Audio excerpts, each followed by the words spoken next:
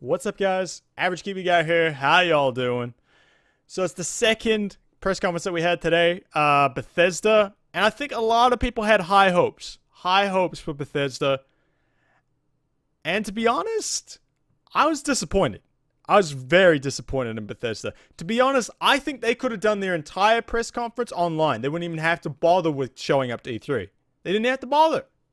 It was all just one, like some guy pushed play and then it just went. Like the vice president or vice CEO, what the freaking hell he is. He walked out, said hi. He's like, "What's up? You know, this is the games you played this year. All good." And then dude in the back pushed play. The Bethesda Land thing started playing, and that was it. It was, yeah, they could have done it all online this year, and it wouldn't have made a difference. Would not made a difference. Majority of the things that they announced and said are all for games that are already out. They're already out. There were, I guess, in a way, it would be like 3, because there's one that's kind of like a standalone DLC game sort of thing, kind of like what the Assassin's Creed did. We'll get into that in a bit. But yeah, it was pretty much, like all the stuff we expected for them to do, like ESO, the card game, Doom VR, Fallout VR. But like we had like the 2 new things that we knew about. It got leaked and we knew about a while ago. And that was it. I think everyone kind of had that crossed their fingers that Elder Scrolls 6 was going to come, but no. But I think they were that determined to announce everything that was going to come out this year, and that was it. They were not going to say anything about next year. So first up, Bethesda got into their VR section, not Bethesda VR. These guys are pretty much the first to really get into VR. In this entire expo. Like, Microsoft didn't do a thing. EA didn't do a thing. It's pretty crazy. Like, for this whole new technology to be out, and no one's doing really anything at the moment. Not at the moment. Or at least nothing's ready at the moment. So they got into Doom VFR. I'm guessing VFR stands for virtual fucking reality. We'll go with that, right? They never explained what the F was, so I'm gonna go with that. I don't know what it is. It looks like kind of like a horde shooter. Like, you put the VR on, you go in, you get sent into this thing, and away you go. There was some like problem solving stuff. I don't know how big this thing is. I don't think it's as big as what Fallout 4's one is. So it's not like it's just Doom, like the Doom the game in VR like they've done with Fallout 4. It looks like it's something completely separate. But yeah, it's Doom. It was Doom. They were jumping around, you like in the air shooting, and then you could teleport to the next place. It's typical VR looking stuff. So it wasn't all that like, oh my god, this is something completely brand new. It wasn't. They also went into Fallout 4 VR. And they went into, again, like, yes, this is the full Fallout 4 game. You can do the whole build your base thing. You can do all the stuff, all in VR. And they kind of showed how the movement's going to happen, like how it actually plays. And for what it looks like, it actually it's like the game. Like, you're moving around like as a character. You're not teleporting to places like most VR games do. You're moving like in a normal game. And I have a feeling this could get people, like, how like people get quite motion sick with these games when they realize they're sitting down, but their character's moving and it freaks out their head. I have a feeling that could happen with this. I really do. And like Fallout 4 is a long game. It is a long game, and I can't imagine sitting with a freaking headset on for all those hours doing Fallout 4, because someone is going to, but I couldn't do it. So yeah, it's not for me, but if you love Fallout 4 and you want to play it again and you got a VR headset, away you go. So yeah, they went into ESO, and I was kind of disappointed because they didn't have Last year they had this really excited lady like just screaming at everything that ESO was doing. And it was like, oh my god, would you just, settle that lady down? It was hilarious. But you never got that this year because it was all just a presentation and they never showed the crowd. They never showed the crowd. They never heard any cheering. Nothing. Absolutely nothing. You could have had no one there and they wouldn't have known. No one would have known.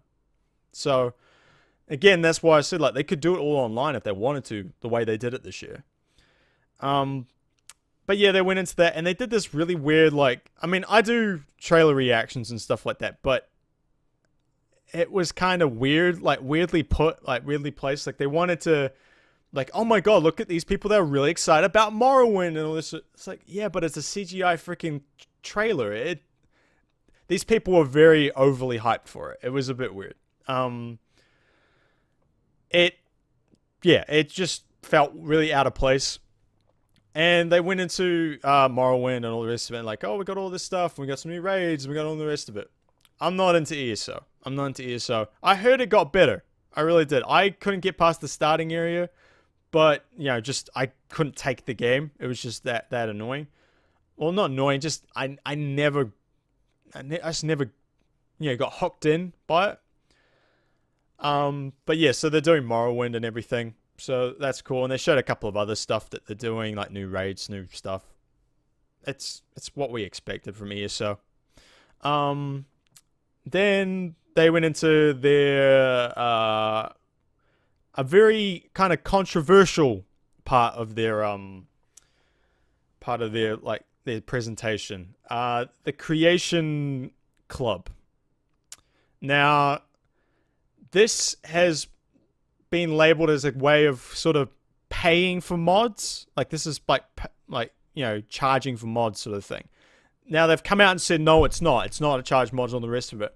But when they showed the screen, and it has you pay these units to get this content, and you have to purchase the credits. You gotta purchase it. So I think they're trying to get around it because this is all like it gets curated, it gets approved, it goes through like testing and everything by the studio and all the rest of it. They do all that. And I'm guessing they're kind of like they're saying, well, this isn't mods. This is like not DLC, but it's like extra content. It's not mods. That's what they're trying to say. Because there's an FAQ out for it, and they say no, we're not charging for mods because everything that's exists now that is not like sort of in the club will not go into the club. It's there's no retro putting it into it. Everything has to be created originally, then go through their channels. And I think a lot of it is being created by their studio. So I guess they're like, well, we're doing a lot of work, so we're going to put money in. It's all very complicated at the moment. They got to clarify what is actually happening because they tried this before. They tried this a few years ago with Skyrim, and they tried to charge for mods and everything, and it did not work out. And again, this is starting to kick up a lot of shit and a lot of stuff, and they better figure this stuff out and like label what they are actually doing. Are these mods or are these like DLC?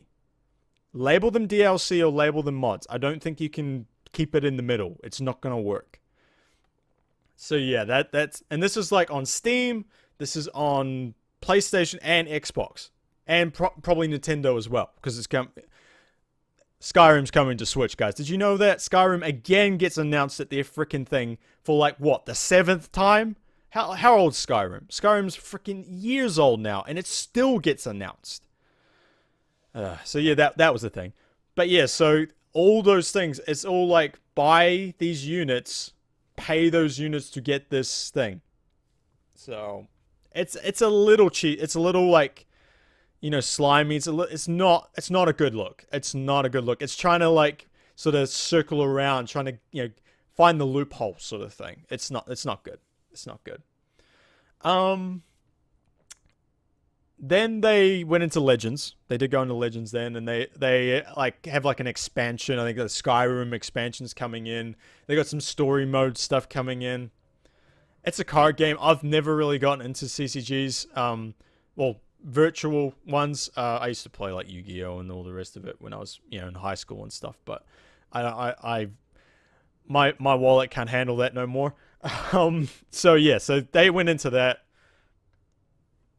I've never played their CCGs. So if it's cool, it's cool. If you're into it, you're into it. That's cool. Then they did their Dishonored. They did this new Dishonored DLC, which has Billy Lurk and Dowd in it, which is really cool. I actually got excited for this because it was badass. Like Billy Lurk, who you've seen in Dishonored 2, and she's got quite a cool backstory and everything. Like she's directly linked to like the first one, and I won't spoil or anything, but she like when you meet her in Dishonored 2, she's pretty beat up. Like she's missing an eye, she's missing an arm, she's gone through freaking hell. But in this one, she has like cybernetic like arm and everything that like transforms into swords and blasts people. She has like an eye. I think that will probably have like zooms and stuff. And probably like heat signature things. It's so cool looking. It was so cool. And like she runs into Dowd. And apparently they're going to go after the Outsider. That's pretty cool. So apparently this is a standalone thing. It's not a DLC for Dishonored 2. They never labeled it Dishonored 2. It was just Dishonored, like, I think it's like attacking the Outsider, like assassination of the Outsider, something like that. So it looks pretty cool. I'm probably going to have a look at this. I'm probably going to have a look and play it.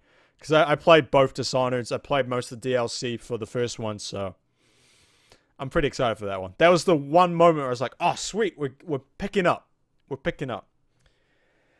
Then it went kind of downhill again. Look, I know Quake was like the first like esport. It was the first thing to really do it. It was, I'm sure that, I'm not sure if it's actually the first, but it was one of the biggest for a long time. They are really trying to push Quake Champions into esport. They are dead set on it. And I've never seen it work that way. I've never seen it work where they force something into being. I guess Blizzard's trying that with Overwatch. Like they created the Overwatch League and all the rest of it. Be that what it will. That's still like under debate whether it's going to work or not. But Bethesda basically like, look, at QuakeCon, we're doing a world championship or something for Quake Champions, $1 million prize pool, stuff like that. And they did this whole like cheesy, like, we are like esport gamers and all. It was pro gamers and stuff. It was a little weird. It was a little off. And yeah, they're trying to force this. They really are. I honestly thought they could have used this time a lot better to really show off Quake. Show it off. Do some, like, demonstration of, like, just do a game or something. People, I don't think there's many people talking about Quake Champions. At least, outside the people that like Quake, I don't even know if the beta's live now. I don't even know if it's open beta. Is it closed beta? They said, try the beta now on the thing, so I'm going to go have a look. But show your game off. Don't bother with this esports stuff yet. You can do that next year when the damn game is out and going. It was mind-boggling. It's like you've got this new competitive shooter that's Quake, and you choose to do the esports side of it? It was pretty piss poor. Like, show off a game. Do something, like what Battlefront did or something like that. Do something like that. Show the game. Don't do that. Like, create some hype for it. But yeah. So if you're good at Quake, there you go. Like Quake Champions, you could go and try and win a few bucks at QuakeCon if you're going. Then I guess that we went into the the new stuff. They they did the whole go around the park thing. Evil Within 2, we knew this was coming. That trailer was batshit crazy. It was just weird. I don't do horror games. I don't play them. I don't ever want to play them, and I ain't gonna play them. So this one ain't gonna happen. It ain't gonna happen for me. From people I know, it was the first one was a little frustrating. A little frustrating. Some people liked it. Some people not so much. Not so much. So we'll see how this one goes. I don't know if it's directly related because I don't know. I don't know. The first one. So yeah. Then probably my highlight, the thing that I was looking forward to the most, and I was worried that they weren't going to show it because they like almost wrapped it up. They pretty much wrapped up the show and they go, oh yeah, we'll show you this new thing as well. Wolfenstein 2, Wolfenstein Colossus, I think it's called. Yo, that looks really good. You kill Nazi soldiers while in a wheelchair. While in double wielding machine guns. It looks good. And they're carrying on the relationship with you and Anya. It's great. It's great. BJ, my man, he's still kicking. He's got kids on the way. And he's damn determined to get the Nazis out of America. And this time it's set in America. It looks really good. Looks really good. And you have like a power suit. And like he's got like this helmet that comes up and everything. Breaks through walls. Lasers and stuff. It looks really good. I can't wait for it. I think it's around October. I think it's coming out. It looks really good. It looks really damn good. But yeah, that was it. That was it. It was like 40 minutes. 40 minutes, and we were like, where's the rest of it? Like, what's coming up? What's you doing? And he's like, oh no, everything that we've shown is coming out this year. That's it. And they finished. I was like, what the freaking hell was all the hype about? Like, they were saying like this was like this is the hardest working like E3 presentation we're gonna do ever. And like, where the hell did you get that from? They put more effort into the intro, I guess, than anything else. There was one guy that ended up on that stage. One, and that was the VP guy. That was it. That was it. No one else. It was very disappointing. It was extremely disappointing. It was like, come on, Bethesda. You're better than that. You really are. Look, I don't expect them to... it was a hope that they were going to do Elder Scrolls 6. But I thought they had a new IP that was a sci-fi open world. Obviously, that's not ready to show yet. Give us something, you know? Give us something. And yeah, look. They did not need to do this press event. They didn't. They could have either put all these games somewhere else. They could have done it all on freaking online. The poor people that had to go there and watch this and stand there for 40 minutes. This was like near midnight in some places where people had to watch this. Or, around 10 o'clock at night. I think there was, I think they have a band playing afterwards, like someone big. And there's like a whole party and a fair going on around there. That's cool. If you want to do a big like party thing, that's cool. But, you could have just like thrown that up on the damn TV, had no problems, and that would have been it. It was bad. It was bad. The length. I was going to say it was slightly better than EA. On second thought, no. EA put in the time. They put in some effort. And they actually, did a lengthy amount. And they showed off their games. They showed off what games they had. They showed off their games. Like, they put 30 minutes into Battlefront 2. Now, people might have their opinions on Battlefront 2, but they still put in the time. Bethesda didn't do any of that. Didn't do it. They could have done that for Quake. They could have showed a match. They could have done something like that, but no. They chose not to. They chose to just go, oh, we're going to have a party now. Okay, cool. Open bar, all the rest of it. Cool. Here's the band. Dude, probably paid more to get that band to come there and play than you freaking had to freaking do the whole show. No, this was the worst. This was worse than EA. This was worse than EA. I'm gonna give EA a bit more. This is close. This is close, but I'm gonna give EA a bit more because they put in the effort, the time, and they had people come out and talk to you, and they showed the crowd, even though the crowd was barely awake. It wasn't just some guy pushing play and a whole thing came up. I don't know. I don't know if they had other things and they had to do this quick fix. It is very disappointing. It's very disappointing. I think because a lot of people put their hopes into Bethesda. They give them a lot of trust. They do a lot of good games for a lot of good, for people, and it was very, very disappointing. Very disappointing. And if you're gonna do press conferences like this, tell people it's gonna be like this. Tell them.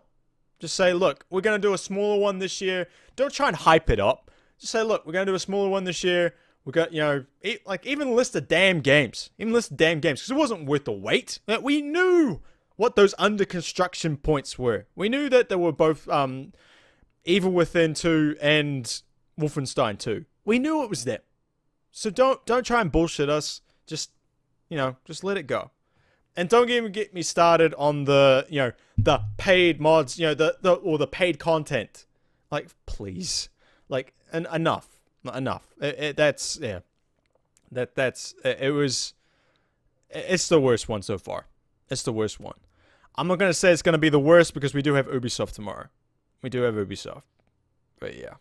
Alright guys, that's it for us. Thank you very much for watching. If you did like, hit the subscribe button, hit the likes, the comments, dislikes. It's all down there. You know how to use it. Also, check us out on Twitch, twitch.tv/TheAverageKiwiGuy. Hit that follow button, when we go live. And also, check us out on Twitter, Instagram, and all that stuff. Best way to keep up to date with what I'm doing. Yeah. Alright guys, I'll catch you later. Peace. Bye.